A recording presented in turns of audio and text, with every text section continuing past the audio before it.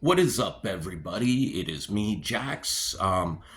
Excuse the weird bareness behind me. I've been working on like transitioning uh, items to different parts of the house. Like now, my BTAS display is next to my television in like a three shelf combo.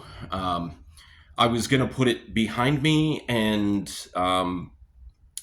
I had it like that, and then I changed it out for whatever reason because I now have a big Joker mobile, and I kind of wanted everything to be together. Um, and I felt like over here on this the top of this shelving unit, it was a bit crowded. So there's always the possibility of like having them up here again and then having more of the BTAS stuff down here because the Joker mobile will fit on these shelves. It doesn't quite fit on the shelves behind me. Um, but yeah, so obviously you can hear my congestion and raspy throat. Haven't been feeling very good the last couple of days. Um, but I did manage to pick up some cool things at the Space Monkey Grand reopening event that happened this past weekend. Not sure when I'll be posting this video, so that was the 22nd of February. And after that event, I went and I got my Akira tattoo. For those of you who are not familiar, 28 was Akira's test subject number. And in the movie, he's not in it a whole lot. Like, he's in it in flashbacks, and he's in it at the very, very end when all the kids, all the espers go off in kind of into the ethos together. But in the manga, he's the center of everything, right? And so like the movie taking kind of a divergent path from that is kind of neat as well. So I picked up 3 comics, and then today 3 toys arrived that I picked up from Batcave up in Northern California on one of their live shows. They're a pretty good team of partners. I think they own 2 shops, and they have been pretty good to me with some of the pickups that I've been able to get. They do comics, they do toys, and they had just picked up like a full collection, and so he was kind of pricing on the fly. And so some of these toys I got at like really, really great prices. There was one that I missed out on. I asked if they had a second of it. They didn't get a second of it, so unfortunately I missed out on a Pumpkinhead Movie Maniacs figure. But this all kind of goes together with like a lot of horror stuff in these pickups. So the first thing I'm going to show you, actually, let me show the toys first, and then I'll show the comics. The comics I got from Gray Ghost Comics. Toby Gray, good guy, local to Tucson. He was at the Space Monkey event. He's been at pretty much all of them since the last couple of years. Become friends with him. One of the books that I picked up was actually all 3 books were on my want list. So I got to check off 3 books. And then at night, there was another book that was on the Collector's Territory live show that I picked up that was also on my want list. But it's funny because Tony from Collector's Territory bought it from Toby and then put it on his show. So if I had just kept searching through the boxes, I would have found it, which is kind of hilarious because that's one of the things that I kind of like about the local community is that like I would have bought something from Tony at Collector's Territory and Old Pueblo Comics like 5-10 years ago, and then like I take books in to sell to him, or he's digging through some of my back issues, and yeah, that's right. Why don't you go outside? Um, anyways, so it just kind of cyclical like that. Like sometimes we buy and sell from each other and stuff. So first figure that I got was actually the last one that I claimed is the Masters of the Universe Revelation Evil Lyn. I watched season 1 of this. I don't have Netflix anymore, so I'm not watching any of the subsequent seasons or episodes or spinoffs. I am a fan of Lena Headey, And that being said, I have a real issue with actors doing voice acting. I really do. I think that when you do a project, an animation project, have one or two names on your list, but now voice actors are being pushed to the back and doing background characters and stuff, which is uh, problematic to me. I think there's a voice actor union, and I don't understand how they put up with that. That being said, this is still a cool figure. Picked this up for just $10, so I'm really happy with that. I eyed it in the stores and never pulled the trigger on it, so it is what it is. This is a really cool one. This was the second figure that I picked up, and I think he's only got a Movie Maniacs figure other than this, and it's the Candyman New Mego figure. Um, 8-inch action figure, 14 points of articulation. I love that they put all the bees and everything behind them. This is from Farewell to the Flesh, which was that the second or the third one? I think it was the third one. So he doesn't have the classic big fur coat, but it's still a dope figure, right? And rest in peace, Tony Todd. Uh, Not just a legendary actor, but I mean, from all things that I've ever heard about him, and I actually met him one time, super nice guy. He helped me complete a kind of present, a fake out present for one of my friends at the time. It was Tucson Comic Con 2016. He was going to be there. One of my friends at the time, big Candyman fan, big Tony Todd fan, and she asked me to take her Candyman DVD and get it signed by him. I kind of don't think she understands that like celebrities charge for autographs, and maybe just thought because we're friends or best friends at that time that I would just pay for it. But I was like, sure, sure. And I take the DVD and I get home and I toss it to the side because I've already got a plan in my head, right?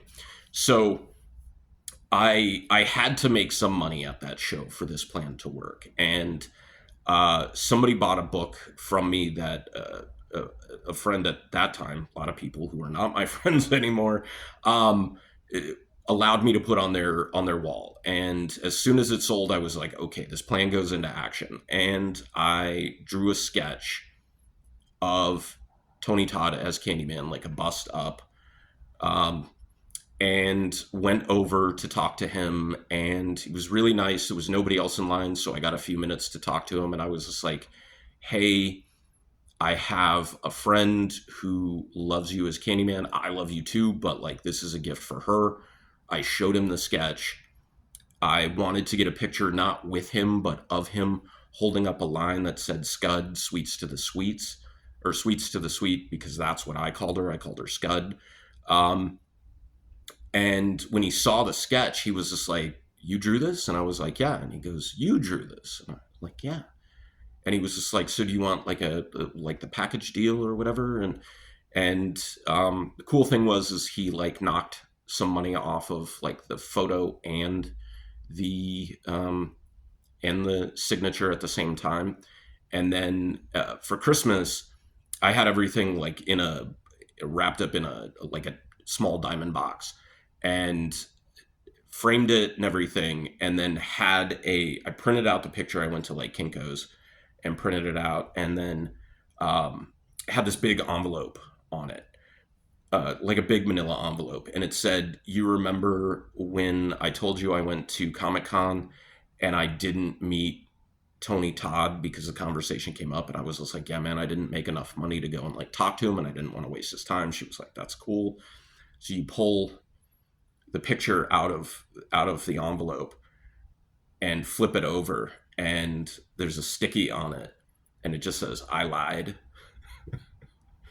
And then she opened the box and saw the sketch and the signature and stuff like that. So it's just kind of stuff like that that I like to do for my friends. And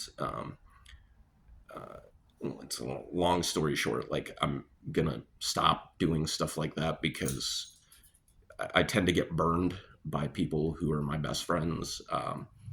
And so putting in more effort towards them is not commensurate kind of thing. Anyways, like I said, another conversation.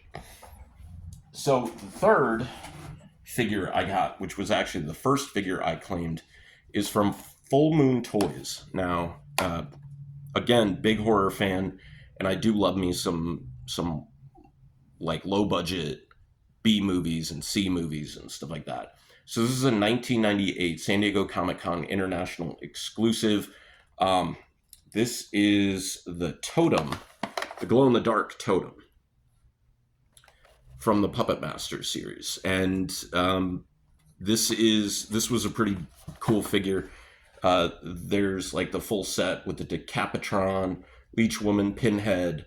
You could also get Tumbler, Blade, Six Shooter, Torch, Jester, Radu. I guess they made a figure of Radu from Subspecies, which is another classic Full Moon movie.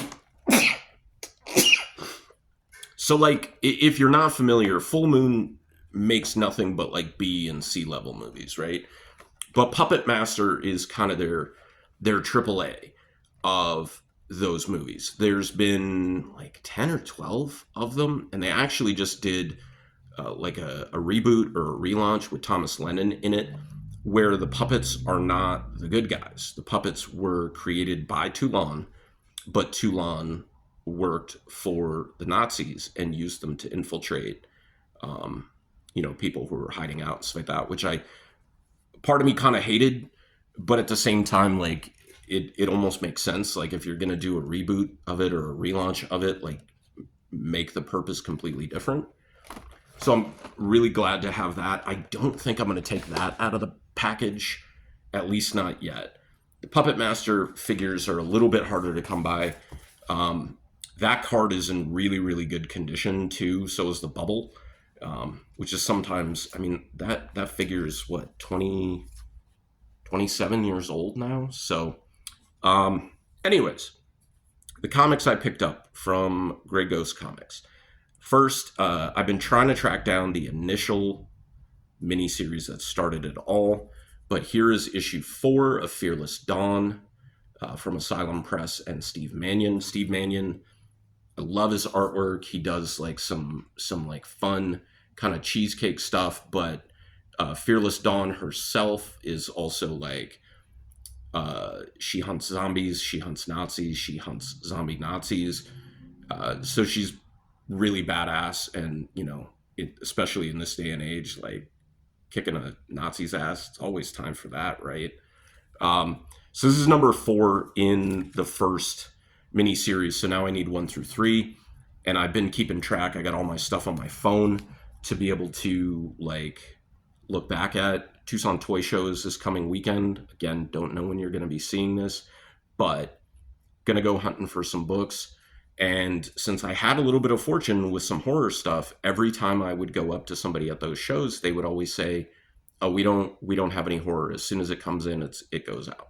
So maybe just maybe I'll continue the stream of good fortune and finding some more stuff that's on my pull list or on my want list. The next one, and this was really cool because I found out it's written by Andy Mangels, the guy who was behind Wonder Woman Day, which became Wonder Women Day or Women of Wonder Day, because DC sent a cease and desist. But look up Wonder Woman Day. It's pretty cool. So Child's Play 3, number 2. This is, I believe, a 3-part mini-series of adapting the third movie when Chucky goes to Kent Military Academy. I love the detail on here. He's got a priority mail stamp or label on his chest that says to Andy Barclay, Kent Military Academy. And then he's got some stamps all over him too. That's just funny. But yeah, I get a kick out of that. Chucky, as if you watched my horror display on Reveal, you'll know that Chucky has moved from like my number 3 guy all the way up to my number 1. And that has a lot to do with the Chucky TV series, because it kept in continuity and it was so much fun to watch. This last book is the first appearance of Chucky and is something I've been looking for a bit. It's not in mint condition. It's not nearly as minty as the Fearless Dawn or the Child's Play 3 number 2, but this is a solid, I would say, 7.5, maybe even an 8. Um, and it presents really, really well. I'm not going to get it graded, but I may get one of those capsule loaders so that it just is nice and protected and looks really good. But Child's Play 2, number 1. So the Child's Play series, from the one without the, the parts and the numbers, came after this. And I think number 3 came, Child's Play 3 came after the like 5-part miniseries. But Child's Play 2, number 1, first appearance of Chucky. Um, Really, really cool to have this. Just, like I said, because Chucky's like my favorite. I have the first appearance of Leatherface. I need to now find. Jason Voorhees has 2 first appearances because they both dropped on the same day. Satan 6, number 4, and Jason Goes to Hell, number 1. That is a book that I had before. I still have the trading cards. I don't know why I got rid of it, quite honestly, but I think I was just doing a purge and maybe wasn't paying attention. But yeah, super happy to have first appearance of Chucky. Again, presents super, super well. And if I get the chance, I didn't have anything for Christina Lease to sign. She came to the Phoenix area a few weeks back, and I didn't go, but I also didn't have anything specific for her to sign. So it probably would have been like an 8x10 or something like that, which is fine. But only if she had like one of her as like Kyle from Child's Play 2, because that was my first real exposure to her. And that was where the name for my female lead in Euthanasia came from. She was this like cool, cute, kind of badass final girl, but also Andy Barclay was the final boy in that show or in that movie as well. So this would be a really, really cool thing to have, like Don Mancini and Christina Lease and Alex Vincent and Brad Dourif to sign. I think this would be really, really cool to have them all signed. Plus, if I could find the artist and the writer as well. But to me, I think that would be a really, really cool piece to have all those SIGs on. I'm not a big signature hunter or anything like that, but with horror being such a big part of like my everyday life and working on a horror comic and having done comedy horror comic and things like that, it's a big part of this. And as soon as I found this, I was just like, now I got to go get a Chucky tattoo. But I had my tattoo scheduled already for my Akira 28. So overall, it was a really, really good weekend, even though on Sunday I woke up and I had a really sore throat. So it wasn't all bad. And then today I had to log out of work early just because I wasn't feeling well. But all of a sudden, like, notification pops up on Threads, and like, even though today was kind of a downer, just like low key trying to sleep and everything, Queen Coke Francis followed me on Threads, which is really, really cool. Followed me from a post about them reading one of my comments on one of their videos, and I made a big deal about it. Like, had a screenshot, and I was like, I'm somebody now. Like, I feel like Maven Johnson. If you know, you know. And there was a conversation I had with somebody who was just like, I don't understand, and I'm like, you don't need to understand, and it turned into this weird like back and forth between me and him. And then he was just like, should I know her? Like kind of getting weirdly almost possessive of like the drag community and the queer community and stuff like that. I mean, he's gay, but at the same time, I'm like, dude, you're not going to know every drag queen that's out there, right? Like, there are tons of drag queens. And he was just like, was she on Drag Race? And I was like, I don't think so. And then he asked, like, well, should I know them? And I was just like, not unless you watch their YouTube channel, because as far as I know, that's what Coke Francis does, but that was kind of like a little icing on the cake kind of thing, having kind of a downer day, and then having somebody that you enjoy watching on YouTube and stuff like that follow you on a social media is kind of cool. I've had Diana Prince or Darcy the Mail Girl follow me on like was following me on Twitter. I will fucking dead name that social media platform. I don't use it anymore, but I'll call it Twitter until the day I die. Hopefully, it won't be around until the day I die, but that'll be another story. Also, she follows me, or Darcy the Mail Girl follows me on Instagram as well, and occasionally, like a like will come in on things, which is pretty cool. A lot of it, I think, has to do with like my dogs or like some of my artwork and stuff like that, which is also really really cool. And Queen Coke Francis liked one of my tweets or threads and then followed me from that thread, which, you know, is really, really nice. Gail Simone also follows me on threads, which is really cool. Was having like a really shitty week that week. And I was like, I messaged her back or commented back. And I was just like, dude, I'm having such a bad week right now. This like put a smile on my face. So thank you. But yeah, this video is a lot longer than I intended it to be, so sorry about that. Do hope you stick through the entire thing. But again, if you want to support your favorite comic book artists,